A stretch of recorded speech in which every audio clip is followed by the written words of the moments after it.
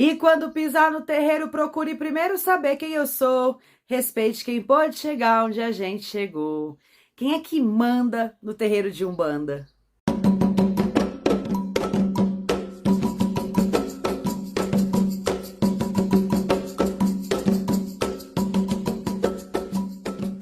Sejam todos muito bem-vindas, bem-vindos e bem-vindes ao meu canal. Meu nome é Ná Sansão, eu sou mãe de santo da Casa do Saber de Umbanda. E se você é novo por aqui, eu já quero que você se inscreva, mas fica comigo até o final do vídeo, é que depois você esquece.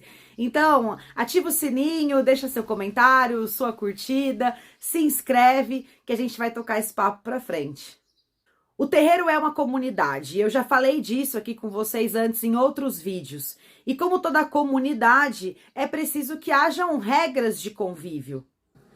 Todo grupo que tem um propósito necessita de uma organização, de um sistema de organização.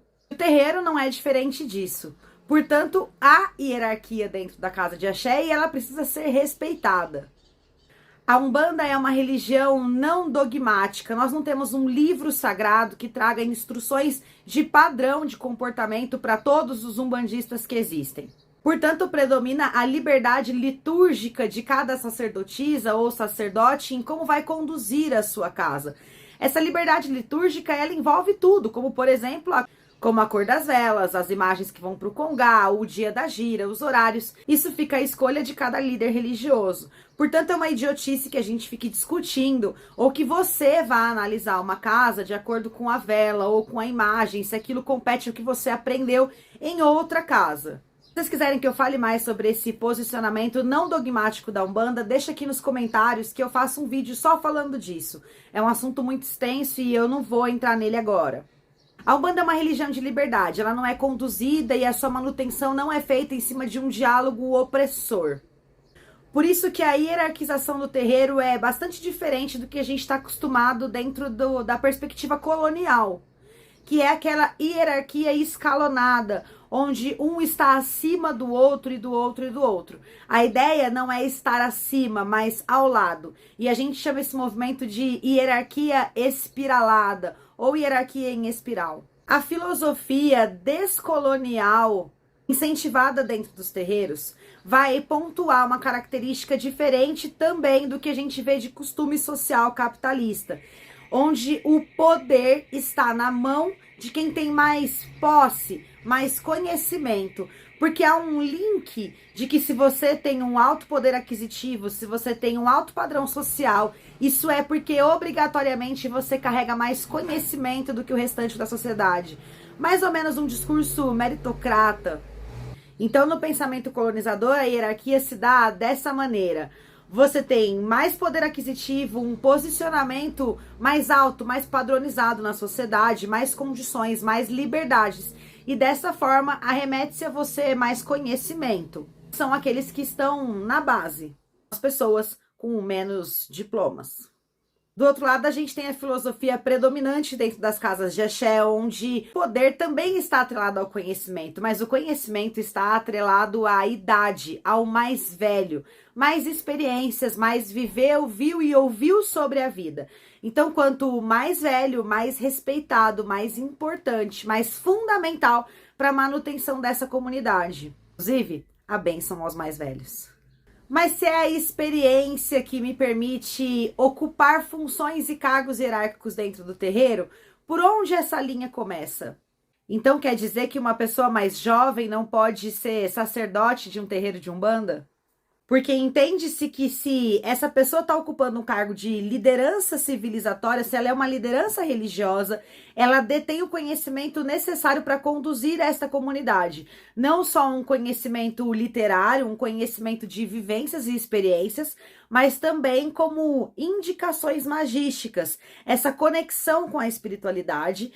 E se faz necessário que essa pessoa tenha sempre disposição em estar aprendendo, em trazendo responsabilidade social, estando por dentro de tudo que acontece com a sua comunidade e sempre tendo a iniciativa de trazer projetos e soluções que afetem positivamente a vida dos seus. Dessa forma, o líder civilizatório, mãe de santo, pai de santo, zelador, zeladora, sacerdote, sacerdotisa, seja como for que você chama aí no seu terreiro, ele é o líder da comunidade. Ele é o ponto mais alto da hierarquia e é aquele também que acarreta mais responsabilidade. Algumas casas de axé ainda mantêm a função de mãe pequena e pai pequeno, que seriam os segundos na hierarquia. Estão prontos e dispostos a substituir os seus líderes quando se faz necessário e também tem uma função de manutenção administrativa do terreiro, fazer com que ele funcione, com que as regras que foram determinadas sejam cumpridas. A existência de um pai e uma mãe pequena não é obrigatoriedade, assim como é importante dizer que a mãe de santo não é um cargo abaixo do pai de santo. Eles têm o mesmo poder hierárquico e um pode existir sem o outro, mas essas funções não são interdependentes. Uma mãe de santo pode liderar muito bem sua comunidade sem ter um pai e vice-versa. Os ogãs, que são responsáveis pelos toques do atabaque, que vai conduzir a gira e a espiritualidade, os rituais de magia e garantir o fortalecimento energético daquela gira. Eles também fazem parte da hierarquia do terreiro, ocupam um cargo muito importante, são fundamentais e foram iniciados para aquela função. Ser ogã não é só gostar do toque do atabaque. É preciso muita responsabilidade, dedicação e até um chamado, se assim eu posso dizer, da espiritualidade. Ser ogã exige que você assuma um compromisso com a casa e com todos os seus irmãos da comunidade. Funciona com uma sintonia perfeita em como o líder religioso está conduzindo a gira, a roda de macumba, e o atabaque está fazendo com que ela aconteça. Portanto, eles têm muito conhecimento para tocar a gira. Os cambones também são uma função do terreiro. Os cambonos, cambones, também há liberdade na forma de fala desses termos.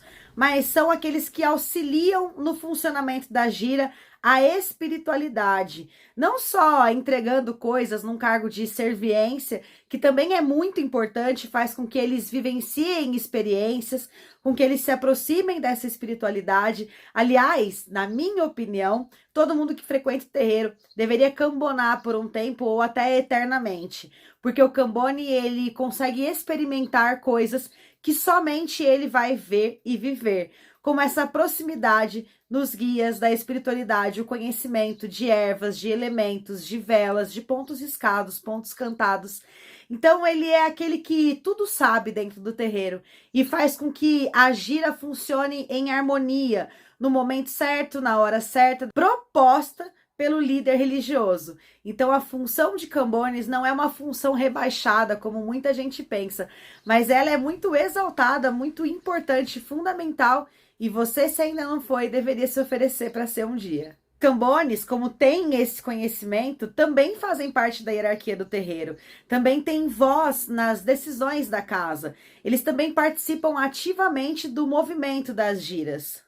E por fim, a gente pode falar dos filhos de santo. Todo mundo que vem na comunidade é filho de santo? Será que só o fato de eu pertencer e frequentar a comunidade me caracteriza como um filho de santo? Nós somos todos iguais como filhos de santo? Na verdade, não. E aqui se predomina muito aquilo que eu te ensinei sobre a hierarquia do mais velho. Quanto mais tempo de casa, maior a importância da sua voz ali dentro. Não a importância da sua voz no sentido de oprimir, mas no respeito que é direcionado a você e, em contrapartida, a responsabilidade que você tem com quem chega. Porque quem vem chegando, os novos membros dessa comunidade, eles precisam estar dispostos a aprender, assim como os mais velhos precisam estar dispostos a ensinar. E é aí que você vai conseguir perceber a diferença da hierarquia espiral e não escalonada. Porque a hierarquia espiral não tem de colocar um sobre o outro e nem sequer fazer com que atingir o topo seja um objetivo. Não é só porque você é filho de santo que você precisa almejar ser um líder religioso. A ideia não é que você vá subindo de funções como se uma fosse melhor do que a outra até que você atingisse o nível máximo, que é o que a gente costuma ver como filosofia capitalista de hierarquia. Mas dentro do terreiro isso não se faz presente, ou pelo menos não deveria se fazer presente. É claro que as etapas estão impostas, né? Você não pode chegar numa casa e ir direto querer ser Ogã sem nem sequer ter experimentado a vida como um filho de santo, sem nem sequer saber se aquela é de fato uma comunidade onde você vai se manter e se entregar e confiar. Então, cada etapa vai exigir o tempo, o preparo, as experiências e também os rituais para que você possa ir tendo outras funções se assim você desejar. Mas se você pode ser filho de santo a vida toda, você pode ser cambona a vida toda, você pode ser Ogã a vida toda, você pode ser mãe pequena, pai pequeno a vida toda e líder civilizatório a vida toda. Porque se eu não tenho um acima do outro na ideia de opressão, nós somos todos irmãos dentro de um mesmo objetivo. Aliás, tirando a mãe e o pai de santo, são todos irmãos e nossos filhos. Nosso propósito ali dentro é permitir que os rituais, que a celebração, que as giras aconteçam em harmonia com a ancestralidade. Honrar a ancestralidade. Não deve ser um espaço competitivo, onde um passa a perna no outro, ou tem futrica, tem fofoca, apesar que isso sempre está presente em comunidade. Faz parte do aprendizado e é importante que os líderes saibam lidar com esse tipo de situação, que não é nada saudável para a união da sua comunidade. Mas toda vez que tem mais de uma cabeça falando, é normal que haja discussão. Até porque o terreiro é um espaço familiar e nós temos discussões também em família. E é importante que em algum momento a gente se sente aos pés de Preto Velho e vá discutir aquelas situações. Pontuar o que pode melhorar, as sugestões, trazer novos projetos, novas ideias, em comunidade e com respeito. Então, a discordância do terreiro, ela é normal e até é saudável e pode até ser incentivada, desde que sempre haja respeito à hierarquia e respeito entre os seus. Que você sempre esteja disposto não só a ensinar, como também a aprender.